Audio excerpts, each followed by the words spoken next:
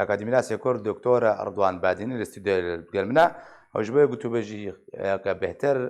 لەسەر داوین پێشهاتێن ڕۆژاوای کوردستان و بتایبەتی ڕۆژهەڵاتی چەمەیە فەراتێ دکتۆرتە بخێر هاتی بەری حەمدشەکی ئەف پێشوەچوونن لەسەر عەردێ ڕێککەوتنێن کوتێنەکردن تەبی و ڕێککەوتنە شەڕ و پەفچوون هێنا بەردەوامە داوین ڕێککەوتنە سوچی بوو ئەv تەبلی هەوی بێژن هەفکێشە سیاسیدا هەفکێشە ڕۆژهەڵاتی چەمەی فەراتێ بتایبەتی وێکەنگی چارەسەر بێ ئەگەر هەیە بهتر ئالۆز بێژ ژڕەنگێک بوون هاتێدا وێکەنگی چارەسەر بێ قەت باوەڕ ناکەم کەسێک وەک بێ شرۆڤەکاری سیاسی ئەو کەسانی وەک بێ ژنێزیک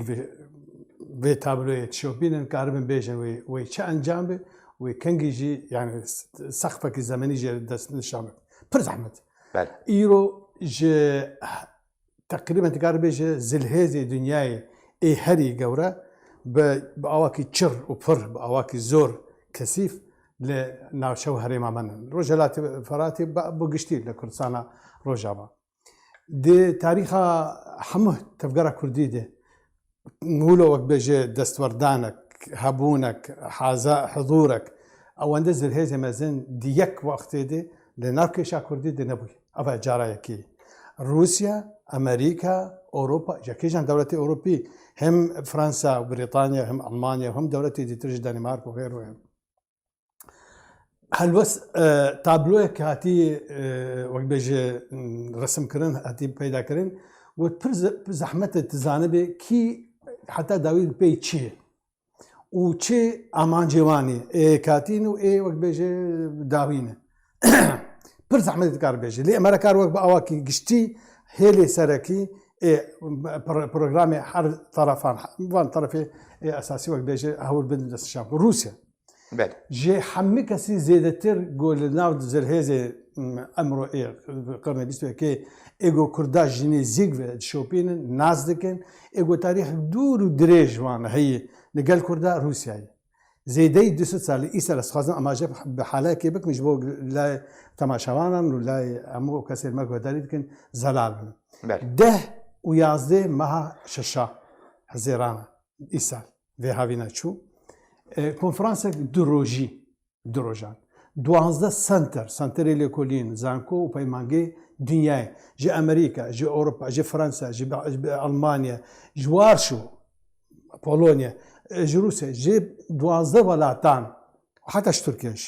ji 12 welatan ama 12 raporê zor têr û tesel li ser çi babeta esasî peywendiyên mêjûyî nebêna Rûs û Kurdan de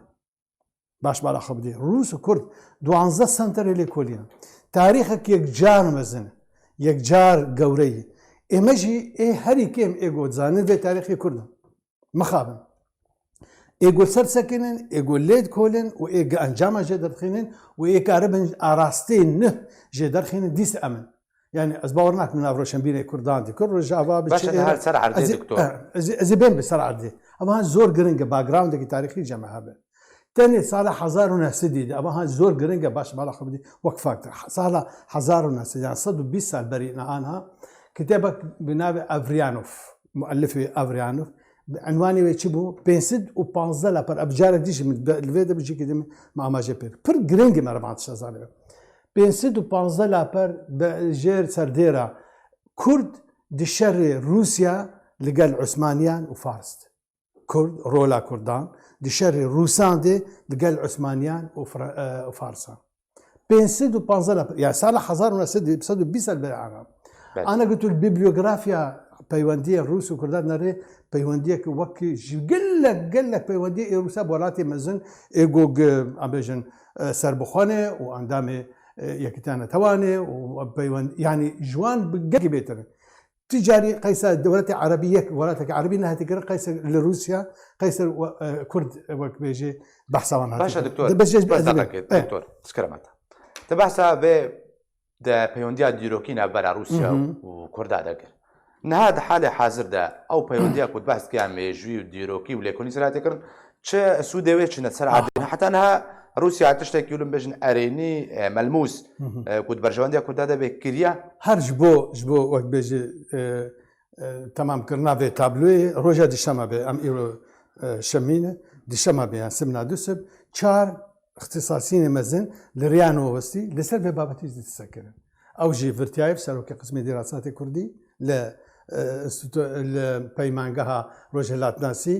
یەکی ژوان کوردی نەبیف کوردی یەکیتی سوڤێتێ و دژی ئیڤانۆف و یەکی دیتر وەحاصل 4 اختصاسینە سەر کێشە کوردی بەحسە ئیرۆ ئەف شتێک ئانا ئەستە بەحس دەکەن بەحسە بێکرد کرد ئیرۆ چه هاتیکردن کەسێکی وەک رووسا کارتا کوردی نەجارکە و نەدەدوا و نەسەدی بکارنانی ئیرۆ دیسیژی یعنی دیس مەجبورم جارکارانیە دکتۆر جار هەبوون دیڤیزیۆن ینی ئەم بێژن قسمن کاملژی سوپایە رووس چ رووسیا قەیسری چ رووسیا سۆڤێتی و چ ئاها نا ئانامە نەکاربێژێ نو دیڤیزیۆنی کوردی هەنێ ناب سوپایە رووسی دێ لێ يعني جنرال حيا اندامكي بيجن سربازي عادي عسكري عادي حمو كل واللي جير جلو برقي سوبايا روسيا شرط ايرو جا انا روسيا بفي تاريخ اخوا هلبت دزانن وشلو بكاربينن قال لك انا برس دكن شلو روسيا خديت اف تاريخ اكوابه وهيش روجا كيجي على كاريا كردانك بشيء كيشاوان بسركبه نا وقتی عبدالرزاق بدرخان دی ند وقتی هنا جعفروف دی سالی ام بیش سالی پیش کتی سوویت گیچه پیش شورشه ند عهد جمهوریت مهاباد ند عهد رحمتی برزانی دی یک وقتی جد حتی داوی کردانه نراسمون حتی داوی وقت بیش پیشگیری کردانه کردن پرسیار اب کرد لنا خودی روسیا دی جمهوریت کردستانی همو ناوی کردستان سور 6 سالامە ساڵ 1920 ینی ڕۆژە بسێ 4 مەهان پێش گوت دەوڵەتە تورکیا جمهوریەتە تورکیا نە دەوڵەتە عوتمانی جمهوریەتە تورکیا گوت ئۆکتۆبر 29 ئۆکتۆبر هاتە دەمەزەرەندن 4 مەها بەریوێ کوردستانە سۆر وەک دەوڵەتێک ئۆتۆنۆم هەبوو لە یەکتیا سۆڤێت قەبارەی 5500 کیلومتر بوو یان 2 جار و نیڤال عەفرینێ ئەوانە هەموو 4 باژارەوەی ئەساسی و هەموو گوندێ پێبگرێدای هەموو کوردبوون مەدرسێوان هەبوو پەیمانگەوانی خوێندنێ هەبوون ئالاوان هەبوو هەموو شیداوان هەبوو هەموو شتەوان هەبوو ئەوانەژی خەراکردن وەک بێژێ هەموو پرسام ناگرین ji بۆ چێ ئانها چاوان مەدنەرن مخابن ئەم کارتێک بەلاش ئەم بخوا نەکارن خودی لە بێژن ئیمکانیات و دەرفەتی خوا دەرکەون نجي كارن دين بيشاوان نجي مخاطب ومتكلم بن لقلوان قو امبيجن امكينو وشي مردفي يانجي ام ناكن بشرط مرجوه هيش تجاره كرد افقوتن نقرن بوتانا هرجار طرفي ايغو هاتن بكار انين اي حاضر بيغو جيت باريغ مزنتي بدن ام تم وقت بيج بنطقيه تحت طلبون ام تم كان جيبو خسنا الي كريمه ام حاضر انها هم بي باك جراوند تاريخي نممكن بمرك قريب رولا روسيا ناس اما مخابن از تشلو دي سالم كم زياده از بيج بروسيا ددمو دستينم الواد جيام وحتى هاجي بيوندي معنا ايرو او تشتيغو تشبو دست سال برينها زور قرك فرقناك كي مخاطب روسيا ندنا كردا ديس بيدي دقن تكليه روسيا وتركان جار هبو نمان تقريبا بيونديوان قبل طيارة روسي خزنت 2015 بيونديوان آنها بون قبارة 6 مليار دولار وحردو طرفش تخوازم که 100 مليار دولار كي كرتواني آقود هيلر ترك بوي آراستی دهرن وروجوان استفاده بكن تانا كرتا كردي كرتا كردي بوان دي ترسين قبل أزرم بقدانو أبدا زور مهمة دكتور تقرين قياوي ناكي نامني أقر بس وكم كرتا كردا وكرتا في الشارع بكارتيني بردوام زي لدوان الوزير دربي روسيا شرب جم سيرجي لافروف بردوام توماتا هاري سرقة وقت أراسته أمريكا كده بجد خوازي كيانك كردي دولتك روجلات جمع فراتي أبابكي هوشداري جدي نهاد بجد في أمريكا لوين نافشي نمني وبيرن بترول جرادة سيرجيمي ورنكرن ده هما دمدجي اللي دوانا هاري داوية روسيا درباري دوزا كردي مجدوكا مافيا كردي بجي مافيا كردا لدمشق لقال رجيما سوريا بورنا دستنشان كرن جوية دمي دياري بكن اتخوازم تبحثا نهاب كي رولا روسيا استراتيجية روسيا دي سوريا دا نهاد شيء جبوي كردام تايبتي اوا بلند كرنا تمني كارانينا كارتا كردي قابد بيجا جاركي حفتيه كي سي جارة قوت سيب وقت بيجي لدواني خدب اواكي بكري دقوت قلت ناوي دهات أراستا كردن بوكي دهات أراستا كردن بو تركيا منر أوهاني دست مدي ودحمي وان قرجي وزحمتي والتنقاجيا قد أورتا وانو تركات هبو تمجي مكتبها بيديل ورهبو حتى نهاية قلت قد أردوغان دي تشوجي زاني بو مكتبها وان ودهي اوان بكار اني اما وقت مقول ام نصاحبي تشتكي ام كارت اخو نزانن شي قيمتي بهي وكي حتى شي سعري شي نرخي برزك صفقاتي خوب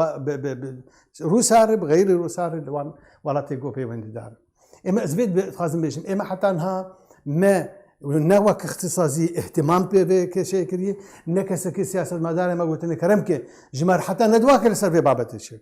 قلت الشيء كي بك يجي ايجو بين حاضر بين ناو كسن ايجو كارمن برياره بستين يعني اما نا تشنين ونا كان دنيا ما في بارد هي حق لك فالي بوش شول باشا دكتور تقول روسيا تخازي عمري كرتا كردي كوبي فشارت كي وبرجع ياخذ دريش بكي عمري دريش بكي وقيمتها عجبنت بكي باشا بنريناتا كانجي روسياوي وي امريكان بكي ناهله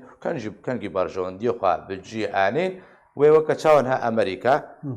دونالد ترامب اشتاقوا الكردا كرو قلت تركا كرم كن درباس بن روسيا لو كردا بكي ديسا نعم روسا قد وازلي ناين كرتا كرديش دس خو ناد وقت مشتركوت يعني جانا مثلا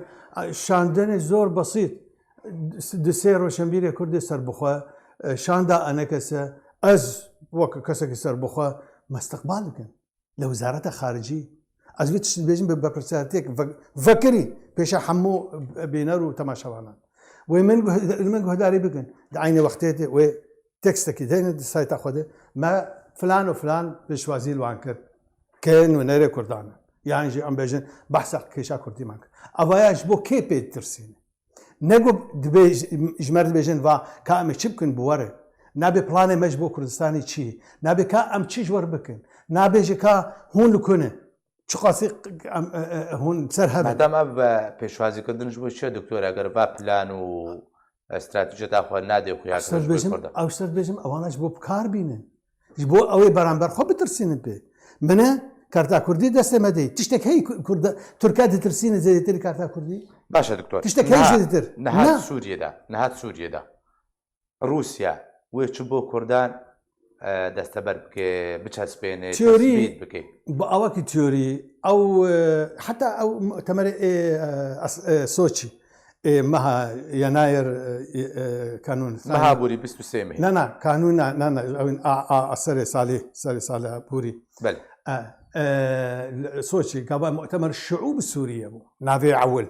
من اباد دو ارس دجيد شو يعني انه رسالة بدو عنوانها يجبو تركيا يجبو سوريا جبو سوريا دقوتنا مثلا ايوا شعبك تنينين شعوب سوريا يعني وهنقول لك معناك مزنه خطيره اما يكسر سوريا حمود تشكرن جبو نافي بقرن بيجن مؤتمر الحوار السوري باش بالاخذ يا دوا مثلا دستور باواكي فكري اشكرك قوتن زماني سوريا قرقنا بالجمهوريه العربيه كرجي هنا يا دوا قرك النابشي كرد ما في واني اوتونومي هذا حكم ذاتي هذا وزماني كردي زماني دوامي بيش زماني عربي تشتن واق وكردان بخوشي بلكي لحرجي قريبون ويريبون قلت بانا ودعوا كربانا ابانا تشي معنا شيء لكن اي ايه السراد وستن بيجن ابا بوزيسيون ما حتى داويه بيجن امش فينا دانا يعني جي امش كيم ترجولو بهيش كسر قبولنا حمد شي بيجن سقف الاعلى جبو ويخ ابو الترسي وي ام بيجن قفي لوان بخون قوا هرن دارسون ديما باش امي بها كيم بكن لا امي ابو رياخ القلوه زي ذاك يعني هونش فلان دري درك يعني فلان تشتي حتى انها ام از بيت بيجم ام از بداخل مخابن ازيك كي جوان كسي ايغو مطلع مسافي وبكسي برز وبلند ومستشارين يوان بربرسي واني مزن ددم دستينم ام البدك هيش برجريك ماليني كسي مدافع كسي ايغو برجريه ما في ما بك لقالوان تنن اوجي يعني جاها بفي استهانه بفي خستني يقول متى ما شت كنا هناك بيجي او كي انديركت هناك مستحق كي تشكي دي خستي كيف أواخد يترم تعامل قال لي واكري كي دعوة ما في مكري قلت هون وقاس السال لوان لوي مؤتمر مشترك ایدئولوژی 10 و 11 ماه 2019 ایسان یکی امریکا تو بحث کنه ایسان دبو کردستان سور قال له كرد ما في كردا هي جنب الدعوه حق خبر دولتك ابو باوتونومي بو عردوي حموتشتي ببرياره مكتب السياسي ببرياره لينين صار 27 سالك بري مرناوي بري كشتناوي هاتي بدر خستم اي ايه او ما فا هاجر مافو شما ما هاجر او كساني خد يجي ما خد عرض بون خد ملك بون خد ولاد بون جنفش كده او بلا ولا كان لسر حفظ جمهوريه سوفيتي اسيا نافين قرغيزستان كازاخستان اوزبكستان حموان جمهوريتنا او بلا ولا كان ابا هاني جرمك اي كردان ندعوا ويدكن ندعوا ما في خدكن لا دكتور او سيناريو تبعث كردستان الصور كره نعم سيناريو كل عفرينه وغريسبي وروجابا كردستان شدي كردان درب كنو و بلا بكن دبري بقشتي والنافشان مخابن يعني جوان بيش بو خواه نش بو كردا وهنكي بباريزن جبو كارمن بيتش كده بحقيقين كرتا كرديش كسا كرنا لازم قصر جلوسا لازم افتشي قز بيجم ادعاءك مزنه از برپرسن برگوت ناخوده از ویجی برپرسیارتیا کردان مزنتر بینیش آروسا اما نسیاست بدان ببرز ویچ دبیجم اواکی مباشر راست خو اون ایگو با اجمر بیجن که چی کرنه و چه به چه فهمی چه معرفتی و بچه وقت بیجه هلوستی پرسا کردی داتینن پیشاوان کباگ افرسان جوان کربانا حتى بأواكي بیجن تمثيلي مسرحيجي دعوة كربانا مثلا لريا متحدة بريا مثلا محاكم ما في مروف شيء شين به دعوة جنوبا أفكرنا كردستان سوربا كرباخ كنجي دولتك أرمنيبو نيفيه كرباخ عمو عرض كرد حتى أرمينيا جي كرد بكارن يعني عمو فير ببون فيم كربون وكي أفكرتها بلاش لويد شولي وقت بيج منطقية تحت الطلب كنجي بخازن هذا كرد كوم كرن راح بياخذ وكيل مصطفى يقول فرهاد فشارت صاروا كردستان أخير يقول صار النوتيد كوما لا يكبون تشيكر وخاص نفر وقت بيجي وحكومتي ودولة وقت بيجي فقرين وويش أغيجي ببريماكوف بقرباتشوف بحمارو نشنا بوارو نشنا قوتن واجي كشا قوتن أري والله حقك يعني شاوا إيوا أنا تخازن كرباخ نقول كرباخ فقرين دولتك وقت بيجي أرمني تشيكن يعني أوتونومية أرمنيا تشيكن أي ويش حقي وهي قوتن هيدي صبر وقت بيجي لكن ديسي ام نلوي استيم كارم برجريه خبك ام ندوي اسيد ام كارم بمين صراحه دي يعني هزك بتشوشك عسكري تشكرن او جي ببي مقاومه ببي شر تقريبا او جي خصن او جهف خصن وبرا واندان وحتى رحمه خذي له وكيل مصطفى يجي بو بشوليكت انا وين هالرجع دكتور برساخذ دوباركم همان سيناريو روجك روجان او عردك ونابين هالرجابايا كردستانيا بشك جي خلق اولادك يدنو كسك خلقنا دنيا ويل سر بجيبن اگر بفير ريتمي اگر بفان شوازي حي بويرو روداو بردوان بن تشكيتي ناي پیش بینی کرد يعني سريكاني دوبو برچابابو عفرينه بيربو سبجي هيناجي تقول شي ناف رابورا وجد هذا مثلا ترك بيجن نا روسيا نا امريكا نا بابند بوان كافتن قوم بوان نسيبو او انا بابند اما قابان ببين والله ددلي هي ام بخوا بلان خو وبروجرام خو بفسري يعني بيوان وكي ويوان مسكنين حرجار كاروانا كيمك بجوان رازي بك مسألة عبوري مسألة سياحة مسألة تشكو سلاحي مثلا جو دفروشن ابدو يعني ناوان دانو سندن فري اما تجاري ما نقولتي كأم كشخة لكيدة طرح بكون بثمانية يعني شو بيجي بشهوي برجرية اللي بكون مسألة أب. قالك سباس شبوي أكاديمي ناس كورد دكتور رضوان بادني كل قال من بيقالك سباس.